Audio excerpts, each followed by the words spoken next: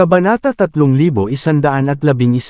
Alam ni Cynthia na kung pipirmahan niya ang mga papeles, hindi na makakaalis ang kanyang ina o kapatid sa ganitong sitwasyon.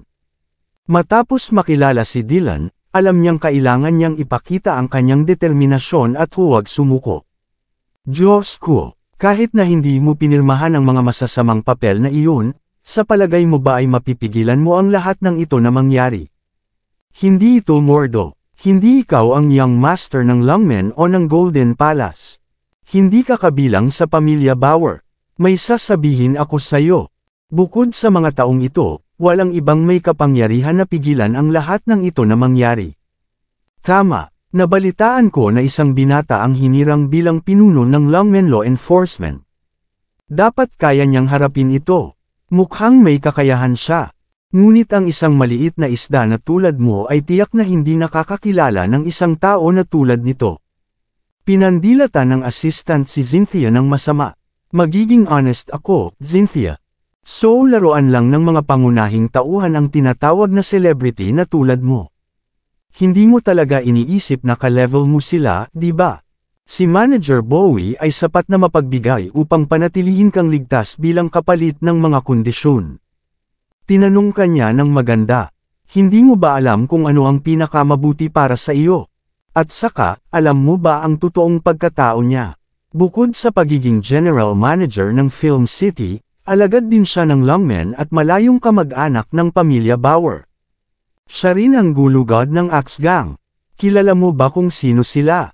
Ang Floatwell ay pinamumunuan ng mga Lungmen sa araw, ngunit ang Gang of Six ang nagmamay-ari ng lugar sa gabi. Iyon ay sinabi, na ang Floatwell ay palaging kabilang sa Golden Palace. Ang Axe Gang ang pinakamasama sa Six Gang. Kahit na ganoon ang kaso, hindi sila mahahawakan ng mga normal na tao. Galitin mo si Manager Bowie sa pamamagitan ng pagtanggi sa kanyang alok. Siguradong uutusan niya ang kanyang mga tauhan na wakasan ang buhay mo. O sa halip, gagawin niyang impyerno ang buhay mo. Makinig ka sa akin, Miss Zimmers. Tawagan mo mismo si Manager Bowie at sabihin sa kanya na nahihiya ka lang, at hindi ka pa handa. Treat him to dinner and make himself some dessert, then sign the damn contract tomorrow. Matatakasan mo lang ang sitwasyong ito sa ganitong paraan. Tandang padamdam, hindi kanya bibitawan kung hindi mo ito gagawin. Kung hindi dahil sa malayo kong tiyahin, hinayaan ko na lang na ikaw ang mag-isa, sabi ng assistant. Ang pangalan ng katulong ay si Riley Yates. Isa siyang malayong kamag-anak ng pamilyang Yates na naninirahan sa Floatwell maraming taon na ang nakararaan. Sa paghusga sa pagiging masunuri ni Lillian at sa kanyang pagmamahal sa pagmamataas, malamang natatawagan niya ang kanyang pamilya upang tanggapin siya. Mabait si Lillian na hinayaan si Riley na maging assistant ni Cynthia at binayaran si Riley pagkarating sa airport. Ang natitira ay kasaysayan, sabi nga, wala ring pagmamahal si Riley kay Cynthia. Ang kanyang mga salita ay tila kapaki-pakinabang na payo, ngunit lihim niyang kinukutya ang kasalukuyang kalagayan ni Cynthia. Noong una, gusto niyang magmukhang maayos ang pakikitungo niya sa pamilya ni Lillian para makalayo siya sa kanila. Pagkatapos ng lahat, natural na hinahanap niya ang kagalakan sa ibang tao na naghihirap. Si Riley ay ganoong klaseng tao. Nasaan ang batas sa iyo, Riley? Kumunot ang noo ni Cynthia. Nakatrabaho ko lang si Dylan sa mga commercial, on top of that, nakulong ang ina at kapatid ko dahil sa bastard na si Joseph. Wala akong pakialam kung ayaw ni Dylan ng hustisya, pero pinakiusapan pa niya akong matulog sa kanya at pumirma ng kontrata para patunayang sangkot ang ina at kapatid ko sa panloloko. Nakakadiri, di ba? Hindi mo ba naiintindihan? Hindi sila makakaligtas kung pipirma ako ng kontrata. Malamig na tumawa si Riley.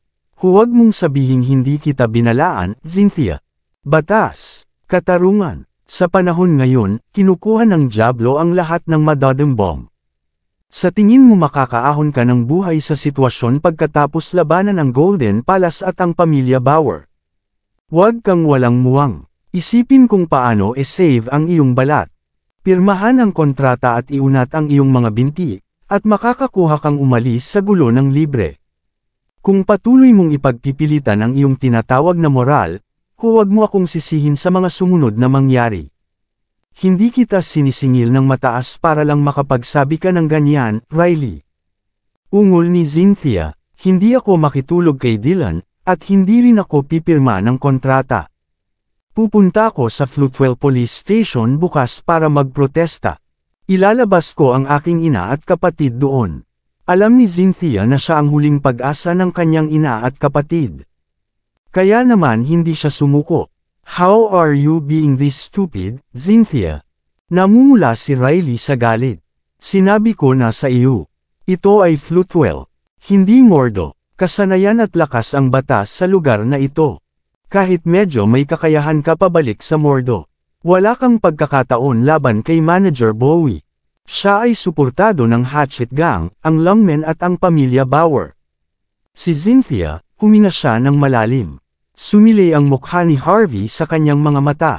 Hindi siguro, si Dylan siguro ang magsisisi sa kanyang desisyon sa huli. Sabi niya bago tumawa, ano ang sinabi mo? Baka pagsisihan ni Manager Bowie ang desisyon niya. Ha, sa tingin mo ba ay magaling ka dahil lang sa may pera ang pamilya mo? Wala kang koneksyon, kapangyarihan, o kahit na mga kaalyado sa isang lugar na tulad nito. Gusto mong pagsisihan ni Manager Bowie ang desisyon niya. Paano? Ang balingkinitan mong binti, o ang iyong magandang maliit na mukha? Napangiwi si Riley. Magtatambak ang mga bangkay na parang bundok kung magagalit si Manager Bowie. Sasakalin ka niya hanggang mamatay sa isang kamay lang. May gustong sabihin si Cynthia, ngunit naputol ito ng isang malakas na boses mula sa likuran. Ang mga tao sa kotse ay likas na tumingin sa likuran nila, at nakita ang tatlong Toyota Prados na dumiretso sa kanila. Ang maliwanag na pulang simbolo ng palakol ay makikita sa hood ng kotse. Ang iba pang mga sasakyan sa kalsada ay lumihis sa daan sa isang iglap. Halatang natakot sila sa sitwasyong ito. Yung Axe Gang. Nawalan ng kulay ang mukha ni Riley nang makita niya ang mga sasakyan. Magkakagulo tayo. Ipinadala ni Manager Bowie ang kanyang mga tauhan. Siya ay galit. Ano ngayon? Ano ngayon? Natarante talaga ang ilang gwardya na nakasuot ng itim. Sa isang lugar tulad ng Floatwell, ang Axe Gang ay nagkakaroon ng mga nakakatakot na pagkakakilanlan. Binago ni Riley ang kanyang ekspresyon at nagngangalit ang kanyang mga ngipin. Wala nang ibang paraan ngayon, Cynthia. Gawin ang anumang gusto ni Manager Bowie. Sa ganoong paraan, mapapanatili natin ang ating buhay. Hindi magiging maayos ang mga bagay kung hindi mo gagawin. Hindi pinansin ni Cynthia si Riley na sobrang nagpapanik sa sitwasyon at nakapikit ang mga mata habang nakatingin sa harapan niya. Magmaneho sa pinakamalapit na istasyon ng pulisya. Sa ganoong sitwasyon, ito ang pinakamahusay na paraan upang gawin ito. Tama, binilisan ng driver ang takbo at nagmaneho papunta sa pinakamalapit na police station. Nang malapit na sila ay naghihintay na sa gilid ng kalsada ang ilang sasakyan mula sa Axe Gang. Isang lalaki ang nakasandaw sa bintana habang naninigarilyo ng mapaglarong tingin. Hinarangan ng Axe Gang ang bawat ruta para kay Cynthia. Gusto niyang pumunta sa police station. Imposible, tumutulo ang malamig na pawis sa likod ng driver. Hindi tayo makapasok. Nandito na ang Axe Gang. Pawis na pawis ang driver. Galing din siya sa Floatwell. Dahil sa mataas na sweldo ni Cynthia, maituturing pa rin siyang loyal. Pero dahil dito siya tumira, alam niyang masyadong malakas ang Axe Gang. Hindi lamang sila nagkaroon ng lakas sa bilang, ngunit sila rin ay napakatapang. Sa isang lugar kung saan lahat ay nagsasanay ng martial arts, ang Axe Gang ay nangingibabaw sa mga lansangan at isa sa 6th Gang na may tunay na kapangyarihan.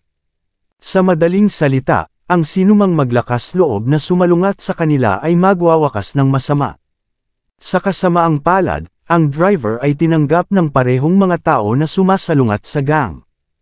Ang driver, na mahilig magbasa ng mga nobela, ay kinasusuklaman lamang ang kanyang sarili para sa hindi pagiging Diyos ng digmaan. Kung isa siya sa kanila, sasabak siya sa Axe Gang at magiging sentro ng atensyon. Marahil ay makakakuha siya ng isang magandang babae bilang kanyang kasintahan sa proseso. Sa isang iglap ay napalingon ang driver, na agad na isinara ng mga sasakyan mula sa likuran ang distansya. Naghiyawan sa takot ang ilang katulong. Alam na alam nila ang mangyayari sa kanila kung mapunta sila sa Axe Gang. Nagtagas ang ngipin ni Riley. Sumuko ka na, Cynthia. Walang kahihiyan na gawin iyon sa Axe Gang. Talaga. Kapag handa na ang lahat at tapos na, sino ang nakakaalam kung ano ang gagawin mo pagkatapos mong iwan ang Floatwell? Magsimula muli sa Mordo. Buhay mo ang pinag-uusapan dito. Umiling si Cynthia. Ang mga bagay ay hindi gumagana ng ganoon sa mundong ito, Riley. Ang mga batas ay ginawa para sa isang dahilan. Ang kapangyarihan ay hindi sa lahat. Huwag mo akong kausapin tungkol dyan. Galit na galit talaga si Riley. Tinuro niya ang mga sasakyang tumatakbo sa likuran. Sabihin mo sa kanila ang tungkol dito. Tingnan mo kung titigil na sila sa pagsunod sa atin. Sabihin mo sa kanila na paalisan tayo. Walang kwenta. Kung mayroon, hindi magkakaroon ng labis na kawalang katarungan sa mundong ito. May sasabihin ako sa'yo, laging bibiktimahin ng malakas ang mahihina. Ang lakas ay ang lahat. Kailangan mong itigil ang pagiging walang muwang. Napabuntong hininga si Cynthia, mas gusto kong pag-usapan natin ito. Tapos, hindi naman ako ang gumawa ng laban. Pupunta tayo sa Floatwell International Airport. Naaliw si Cynthia nang maalala niyang hinihintay siya ni Harvey sa airport. Vroom! Maririnig ang mga dagandong ng mga makina ng sasakyan. Sa ganoong kahila-hilakbot na sitwasyon, ang driver ay halos walang malay. Tinupad niya ang utos ni Cynthia na parang robot. Ang kotse ay pumapasok sa isang maliit na kalsada at papunta sa freeway na direktang humahantong sa airport. Natigilan ang mga nasa Toyota Prados, nagulat. Pagkatapos, dali-dali nilang sinundan ang sasakyan ni Cynthia. Pagdating ng sasakyan sa airport, ang driver ay nagmamaneho sa isang abalang internet hotspot. Maraming mga tao ang lumingon sa kanilang mga ulo, sinusubukang makita kung ano ang nangyayari. Ito ay isang patay na dulo, bagaman, dapat huminto ang sasakyan pagkarating malapit sa isang kafe. Anong pinunta mo dito, Cynthia? Hindi mo naman inakala na ngayon ka lang lilipad, di ba? Sa sobrang galit ni Riley natawa siya. Wala akong sasabihin kung susubukan mong tumakas sa highway. Pero natigil ka sa dead end. Ano ang punto ng pakikipaglaban sa unang lugar? Wala kang ginawa kundi pagandahin ang buhay ng Axe Gang. Makinig ka sa akin. Gawin ang lahat ayon sa sinasabi nila. Maraming babae ang gumagawa nito. Iyan ay walang kahihiyan sa lahat. Mapait na ekspresyon ang ipinakita ni Riley na para bang nag-aalala talaga siya kay Cynthia. Sa totoo lang, natatakot siya na baka mahuli siya at madamay. Hanggat ligtas siya, bakit niya papakialaman si Cynthia? Bago pa makasagot si Cynthia ay agad na pinalibutan ng tatlong dating Toyota Prado na sasakyan ang sasakyan. Tumabi sa takot ang mga bystanders nang makita nila ang simbolo ng palakol sa hood.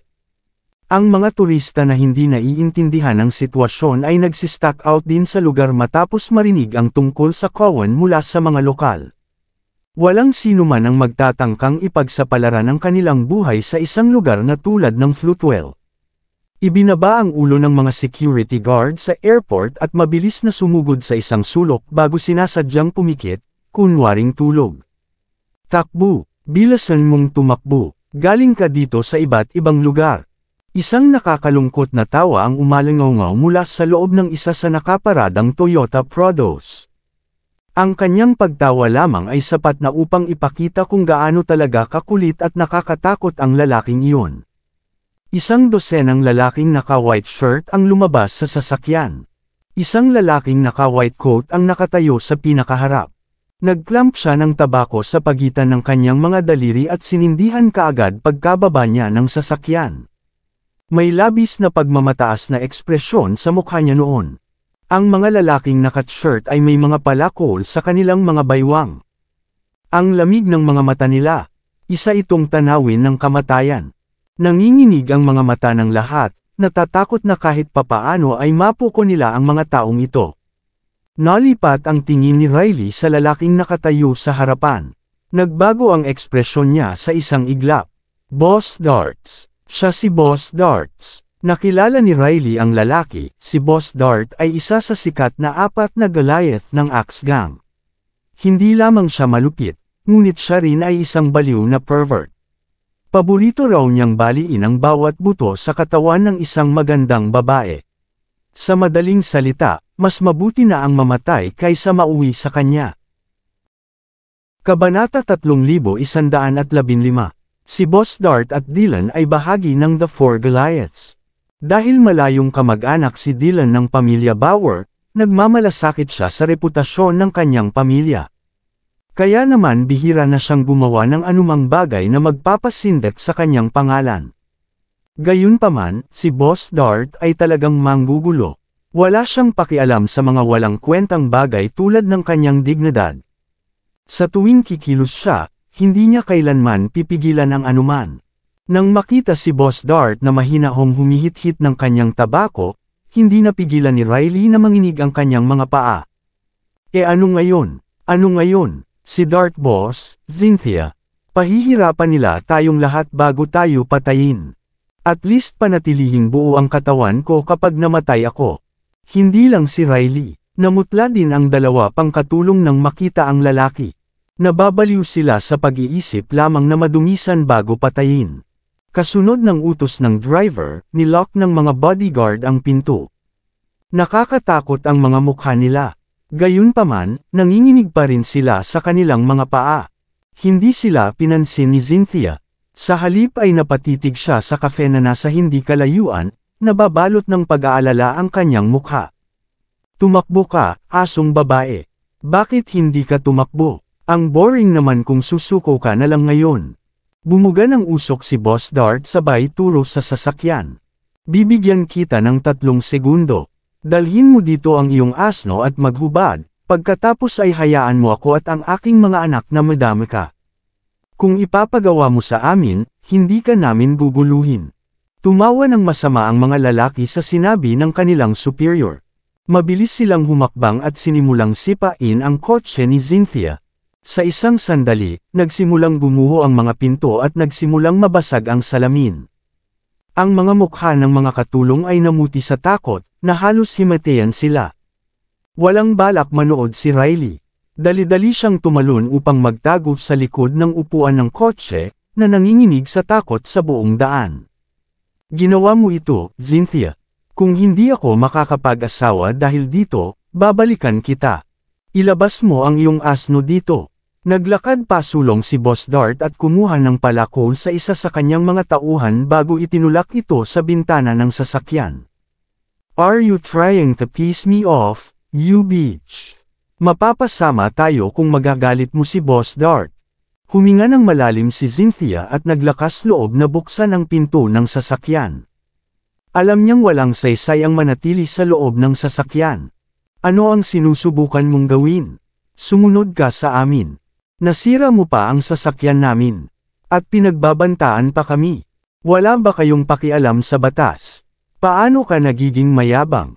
Batas! Nagulat si Boss Dart nang makitang ipinagtanggol ni Cynthia ang sarili kahit na nasa ganoong sitwasyon. No wonder gusto ni Dylan na iligtas ko muna yung babae para sa kanya. Dinilaan ni Boss Dart ang labi bago malamig na tumawa. Para sa maliliit na prito. Ang Axe Gang ay lumalampas sa batas. Ano, ayaw mo bang maniwala? Bibigyan kita ng pagkakataong tumawag ng pulis. Tingnan kung nagmamalasakit sila. Inihagis ni Boss Dart ang phone niya sa harap ni Cynthia, na may malademonyong ngisi sa labi. Marahil ang mga aksyon ni Cynthia ay nagbigay ng lakas ng loob sa mga gwardya. Kanina ay nanginginig sila sa takot sa sasakyan. Pagkatapos, nagngangalit sila ng may determinasyon at humakbang sa harapan ni Cynthia. Nang makita ito, humagalpak ng tawa si Boss Dart at ang kanyang mga tauhan. Tinitigan nila ang mga gwardya na may masamang tingin.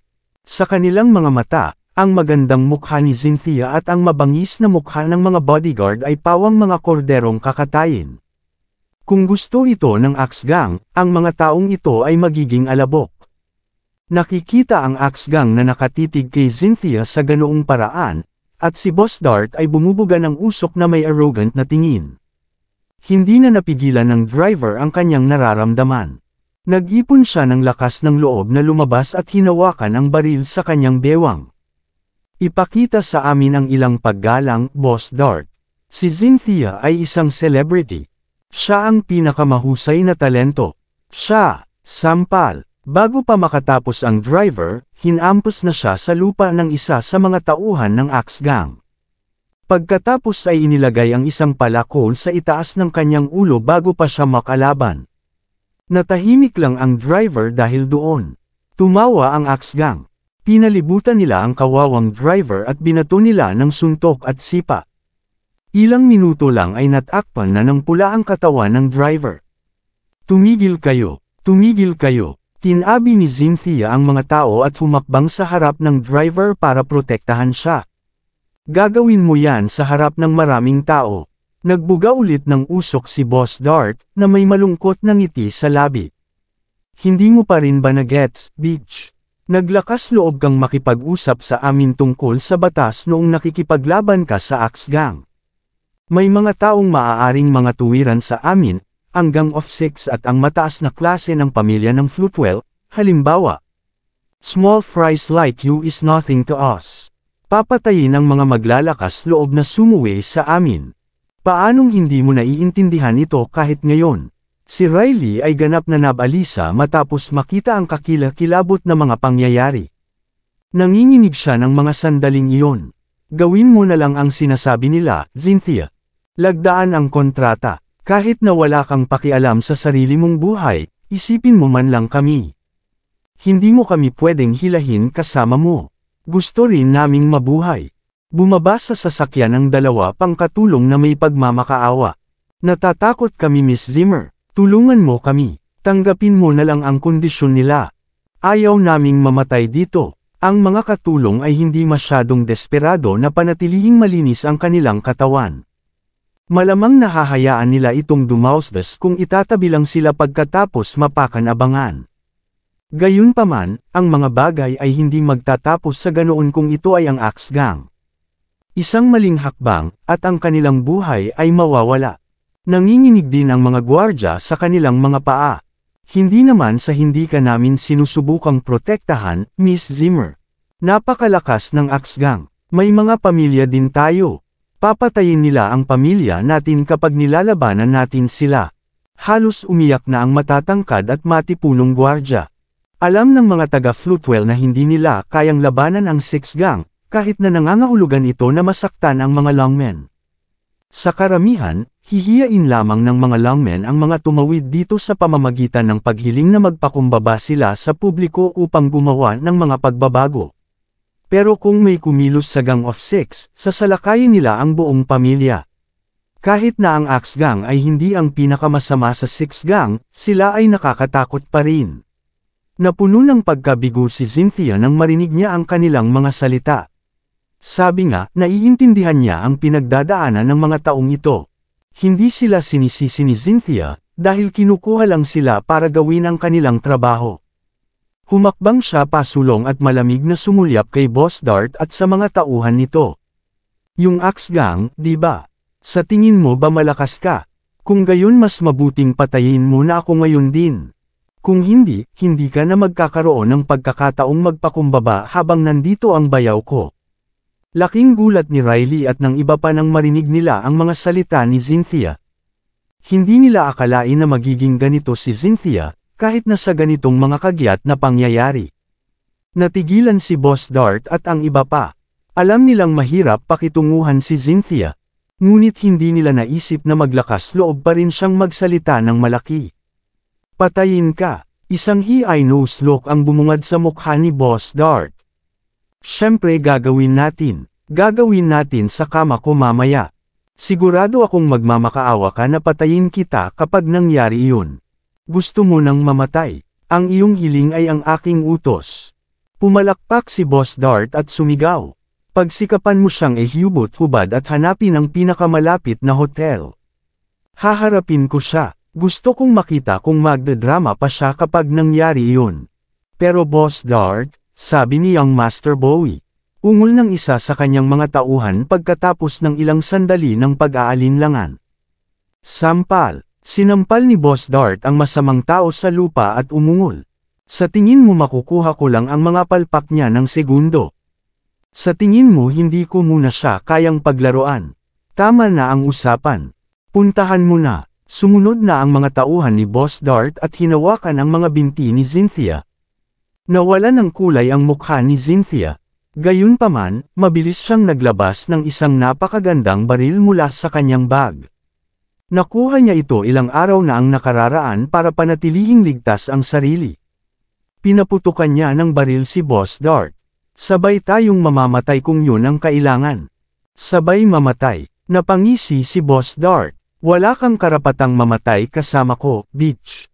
Kinapa niya ang kanyang leeg bago sumulong. Umalangaw-ngaw ang takot na hiyawan sa karamihan. Gulat na napatingin ang lahat sa dulo ng kalye. Napalingon din si Boss Dart at ang mga tauhan niya, na curious. Biglang umandar ang makina ng isang Land Cruiser na nakaparada. Matapos igiling ang mga gulong nito sa lupa ng ilang beses, bumilis ang takbo ng sasakyan patungo kay Boss Dart at sa kanyang mga tauhan sa bilis ng kidlat. May nagtangkang pumatay sa akin. Anak ng tipaklong. Si Boss Dart at ang kanyang mga tauhan ay takot na takot. Walang sino man ang nagkaroon ng lakas ng loob na tumakbo sa sandaling ito. Bago pa nila namalayan ay nasa harapan na nila ang Land Cruiser. Umiwas kayo. Umalis ka sa daan. Napabalikwa si Boss Dart matapos makabawi. Nagawa niyang makalayo, ngunit hindi gaanong pinalad ang kanyang mga nasasakupan. Ilang malalakas na pagsabog ang sumunod, at marami sa mga tauhan niya ang itinapon sa lupa. Pinalipad din si Boss Dart. Tumalsik ang dugo sa kanyang bibig nang muling bumagsak sa lupa. Laking gulat ni Riley at ng iba pa. Hindi sila makapaniwalang may mga ngahas na sumalungat sa Axe Gang. Maraming salamat sa lahat ng sumusubaybay. Please subscribe and follow my YouTube and Facebook channel, Filipino Novel. Maraming salamat po. Nagulat talaga ang mga nagmamasid, hanggang sa napa-atras sila. Natakot sila, alam nila na may kakilakilabot na mangyayari sa araw na iyon. Nahihirapan na akong magmaneho sa talampas. Hindi ko akalaing hindi ko napuruhan. Maya-maya pa, sinipa ang pinto ng Land Cruiser. Bumaba ng sasakyan si Aidan na may halong inis. Dahil buhay pa ang pangunahing salarin ay pinagkaaitan ang kanyang mga nagawa. Nang makita ang mapagmataas na titig at nangingibabaw na tono ni Aidan, isang alon ng hindi masabi na takot ang pumuno sa puso ni Boss Dart. Natapilok siya sa lupa at pinunasan ang dugo sa mukha, at pinandilatan ng mata si Aidan. Sino kang bastos? How dare you run into us? Galing kami sa Axe Gang. Wala ka bang pakialam sa boss mo? Lumabag ka talaga sa batas. How dare you challenge the Axe Gang? Nakatatak na ang iyong kapalaran. Nagngangalit ang ngipin ni Boss Dart. Ang kapangyarihan ay may mahalagang lugar sa modernong lipunan.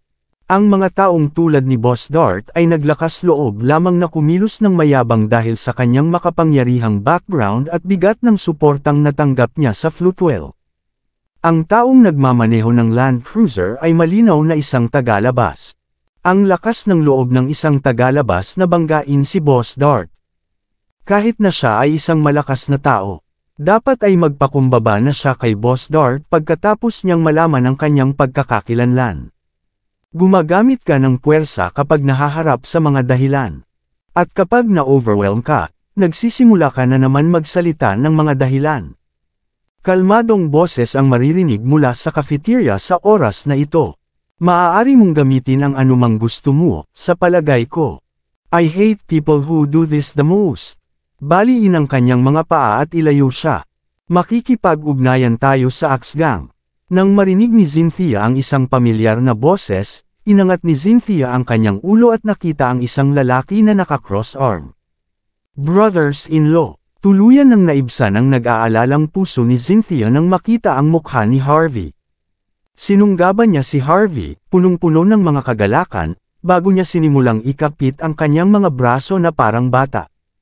Nakita ni Riley at ng iba ang tanawin sa harap nila, nagbago ang kanilang mga ekspresyon.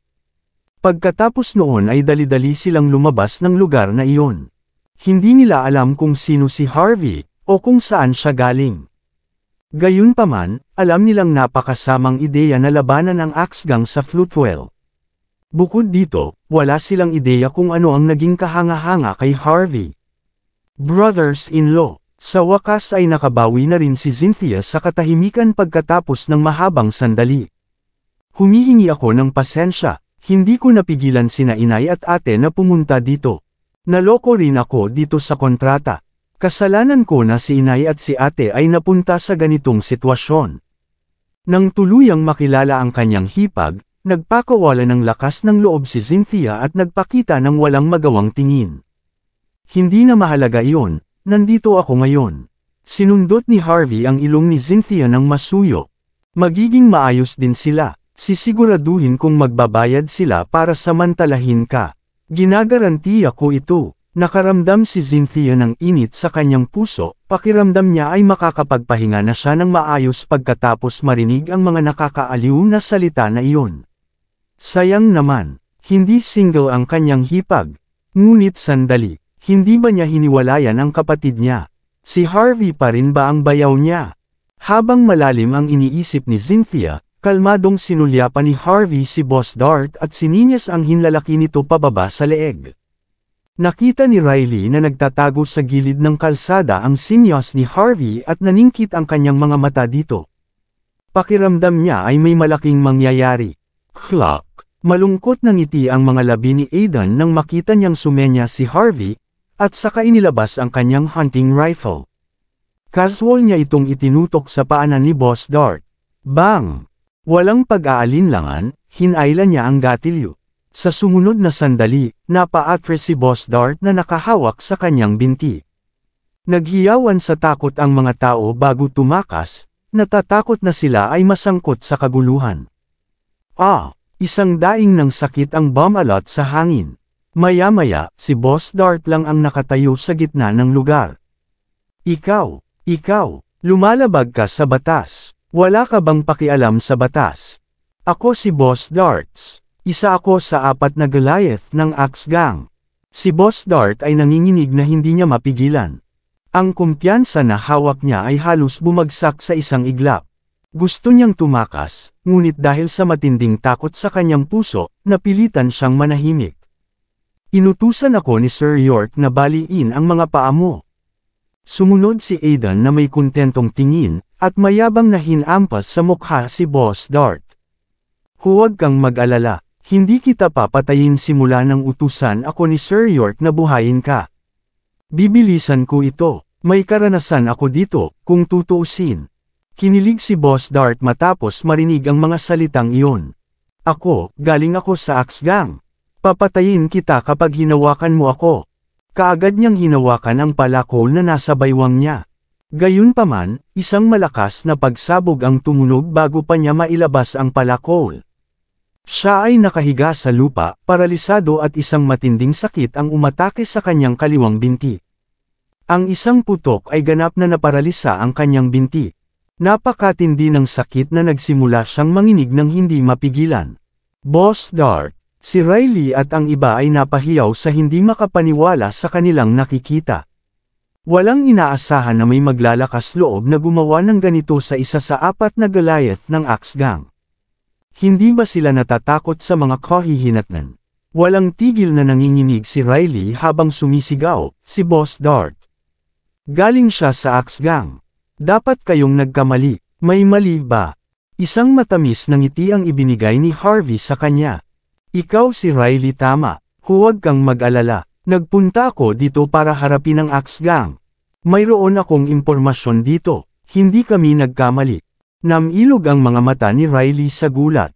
Naguguluhan siya kung paano nalaman ni Harvey ang pangalan niya pero hindi siya naglakas loob na magsalita. Bilasan mo, hindi ka ba kumain o ano? Mahinahong sabi ni Harvey. Tama, malungkot na tumawa si Aidan bago hinayla ang gatilyo. Bang, bang, napasigaw si Boss Dart sa sakit pagkatapos ng 2 putok ng baril. Nawalan siya ng malay bago natauhan. Nang magkamalay siya, naparalisa na ang 2 paa niya. Kabanata 3120. Naglabas si Rachel ng isang box ng anesthetic at itinurok ito kay Boss Dart. Pinigil niya ang pagdurugo sa kanyang katawan para iligtas siya sa kamatayan. Nagdilim ang ekspresyon ni Boss Dart matapos makita ang ginagawa ni Rachel. Alam niyang magiging malas ang naghihintay sa kanya. Si Boss Dart, na sobrang mayabang at palaging sinasamantala ang mga mamamayan, ay kasalukuyang puno ng matinding puot at kawalan ng pag-asa. Isa siyang malupit na tao mula sa underworld, ngunit kumpara sa mga taong ito, pakiramdam niya ay wala siya. Siya ay ginagawang parang impyerno ang buhay ng mga tao. Ngayon, nakatikim na siya ng sarili niyang gamot. Buhay ka pa, di ba? Hinampas ni Aiden si Boss Dart sa ulo gamit ang kanyang hunting rifle. Manguna ka na, haharapin natin ang axe gang ngayon din. Dalawang lungmen na disipulo ang tumakbo at binuhat si Boss Dart at sinakay sa wheelchair. Nadagdagan ang galit ni Boss Dart nang makita niyang may nakahanda na para sa kanya na wheelchair. Ikaw na masama, lumagpas ka sa linya, damn it. Bang! Hindi nag-aksaya ng oras si Aiden na hinayla ang gatilyo sa hita ni Boss Dart. Tumahimik ka, kung magsasalita ka pa, baka mawalan ako ng pasensya.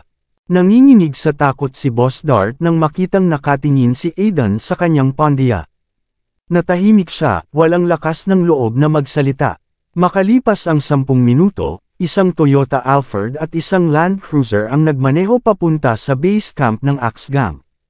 Si Boss Dart ay nakatali sa hood ng Land Cruiser. Ito ay talagang isang hindi pangkaraniwang tanawin. Sa loob ng van, tuluyang nagkamalay si Riley. Natuklasan niya kung sino si Harvey bilang manugang ng pamilya Zimmer. Saglit siyang nag-alinlangan, at pagkatapos ay sinulyapan ang kaawa-awang hitsura ni Boss Dart. Nag-ipon siya ng lakas ng loob na magsalita. Ano ang gagawin natin dito, yung eksakto? Natural, akala niya nagbibiro lang si Harvey at nagpapalabas na haharapin daw niya ang Axe Gang. Gayunpaman, ang Axe Gang ay malakas sa bilang sa mga tuntunin ng lakas tao at lakas ng mga armas. Si Harvey at ang iba ay walang magawa tungkol dito. Ngunit sa paghusga mula sa kung saan patungo ang mga kotse, mukhang ginawa nila iyon. Tumingin si Harvey kay Riley na may matamis na ngiti. Ginamit ka ng mga taong iyon ngayon para samantalahin. Bilang bayaw mo, syempre ibibigay ko sa iyo ang hustisyang nararapat sa iyo. Talaga bang pupunta ka sa Axe Gang? Natarante si Riley matapos marinig ang sinabi ni Harvey. Alam ko kung sino ka, Harvey. Sinabi na sa akin ni Tita Yates ang tungkol sa iyo. Namumuhay ka lang bilang manugang. Nakasalubong mo ang isang grupo ng mga hooligan sa kalye, at ngayon, hindi ka na makikinig sa anumang sasabihin niya. Paano kung may nakilala kang mayayamang playboy sa Mordo? Wala kang magagawa sa Floatwell. Naiintindihan mo ba kung sino ang kinakaharap mo dito? Mamamatay ka kapag lalabanan mo sila. Hindi sila aatres sa iyo. Kahit na hindi mo saktan si Boss Dart, papatayin ka nila dahil sa ginawa mong kaguluhan sa kanilang lupain. Kailangan na nating umalis ngayon din. Makinig ka sa akin. Hindi ka tugma sa Axe Gang. Ang mundong ito ay mas malaki kaysa sa iyong naiisip. Ang Floatwell ay mas nakakatakot kaysa sa iyong iniisip. Hindi na kailangang mamatay ng ganito.